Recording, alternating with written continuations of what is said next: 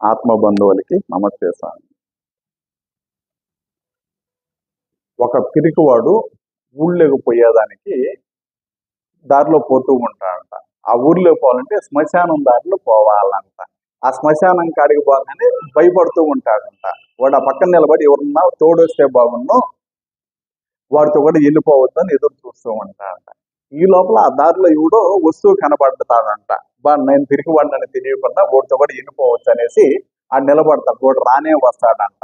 వీడికి తెలియదు ఓడు అంతకన్నా పిరికివాడంట. ఓడికి కూడా భయమేనంట. ఈడు చూసి ఓడు ఉత్సాహంగా వస్తాడంట. ఓడి ఏడు వెళ్తాడంటే ఓడు తొందరగా వస్తాడంట. ఇద్దరు కలిసి ఆ మాట ఈ మాట మాట్లాడుకుంటా ఆ శ్మశానం దాటి ఊళ్ళోకి వచ్చేస్తారంట. సో పిరికితనము చాలా భయంకరంగా ఉంటుందండి. అదే ధైర్యంగా ఉన్నారనుకోండి ఎక్కడికైనా పోయేటందుకు అవకాశాలు ఉంటాయి. సో అదే సమయంలో ఒక గ్రామవాసి ఒక మంచి కాస్ట్లీ కారులో ఆ ఊర్లోకి వస్తూ ఉంటాడంట. పూర్వకాలంలో ఊర్లలో రోడ్లు ఎలా ఉండేవి అందరికీ తెలుసండి.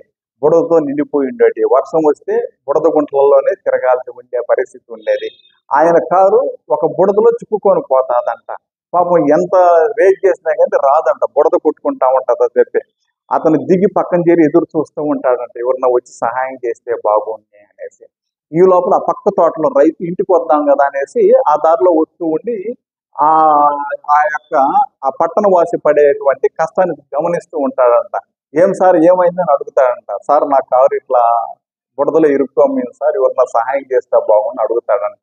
వెంటనే ఆ రైతు చెప్తాడంట, సార్ ఉండండి సార్, నాది పక్కనే పొలము, నా ఎద్దున్నా సార్, ఆ ఎద్దుని తీసుకొచ్చి నేను నీ కారు కట్టేసి నేను లాగిస్తాను సార్, ఒక 2 నిమిషాలు టైం ఇవ్వండి నాకు అని చెప్పేసి అతను పొలంలోకి వెళ్ళి ఆ యొక్క ఎద్దుని తీసుకొస్తాడంట.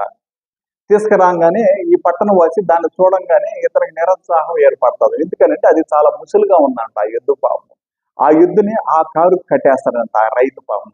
కట్టేసిన తర్వాత దాన్ని అదిలిస్తాడంట. యాక్చువల్ గా ఆ ఎద్దు పేరు రాజు అంట. ఆ రాజు అనేటువంటి పేరు పెట్టుకొని ఉంటాడంట బుద్ధిగా. దాన్ని అదిలిస్తాడంట. రే రాజు అనే పేరు కాకుండా రే రాజు, రవి, ఇంకా 4 పేర్లు చెప్తాడంట. పృథ్వీ ఇట్లా అరిసి రే రాజు, రవి, పృథ్వీ, రాము తొందరగా లాగండ్రా, మీరు తినే తిన్నంతా ఏమవుతుందరా, గట్టిగా బలంగా లాగండ్రా అని చెప్పి అదిలిస్తాడంట.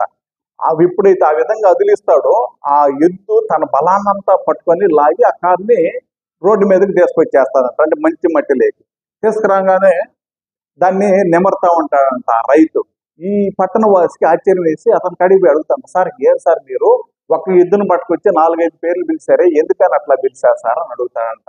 ఇది అసలే ముసలిదైపోయినా ఎలా దీనికి సాధ్యమైంది అని అడుగుతాడంట.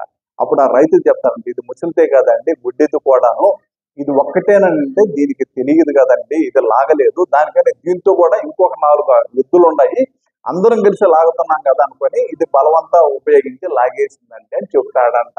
సో అతనికి ఏదో ఇతను బహుమానం ఇస్తాడు. అప్పుడు అడుగుతాడంట, ఎలా సార్ ఈ పల్లెటూర్లలో మీరు ఇంత ఆనందంగా ఉండగలుగుతున్నారని అడుగుతాడంట.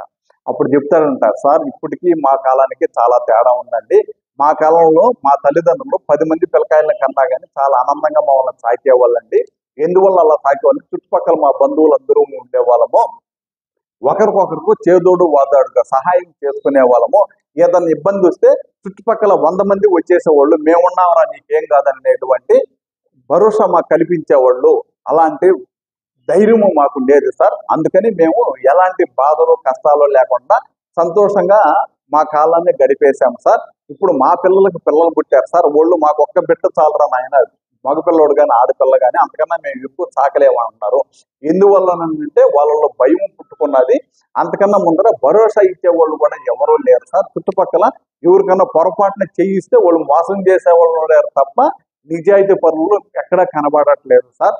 దానికని మా నాయనోళ్ళ కాలానికి మా కాలానికి మా బిడ్డలకి వాళ్ళ బిడ్డల కాలానికి ఎంత తేడా ఉందో సార్. దానికని ఎప్పుడు కూడాను మన చుట్టుపక్కల ధైర్యం చెప్పే వ్యక్తులు, మనకు భరోసా ఇచ్చే వ్యక్తులు నలుగురు ఉంటేనే మనకి ఆనందం అనేది కలుగుతుంది తప్ప మిగతాప్పుడు కలగదు సార్. మీరు టౌన్లలో ఎంతసేపటి కానీ ఒంటరి బతుకులే బతుకుతూ ఉంటారు. పక్కన వాళ్ళు ఎవరో తెలియదు, కింద వాళ్ళు ఎవరో తెలియదు, పైన వాళ్ళు ఎవరో తెలియదు. అలా కాకుండా మీ బంధువుల మధ్యలో మీ కుటుంబ సభ్యుల మధ్యలో మీరు బతికి చూడండి, మీరు ఎంత ఆనందంగా ఉండగలుగుతారో మీకు తెలుస్తుంది అని అలా ఆ రైతే ఆ పట్టణ వాసికి సలహాలు ఇస్తాడంట. ఆ పట్టణవాసి అతని తెలివికి అతని జ్ఞానానికి మెచ్చుకొని అతని పాదాలకి నమస్కారం చేసి అతని వద్ద ఆశీర్వాదం తీసుకొని వెళ్తాడంట. ఇలా జ్ఞానం ఉన్నటువంటి వ్యక్తులు ఎవరైనా కావచ్చండి, అతను రైతే కావచ్చు, అతనికి ఉన్నటువంటి జ్ఞానానికి హ్యాట్సాప్ అండి. అలా మీరు కూడా పక్కన మంచి వ్యక్తులతోటి ఉండి ఆనందంగా బతకాలని మేము కూడా కోరుకుంటూ ఉన్నాము. Thank you.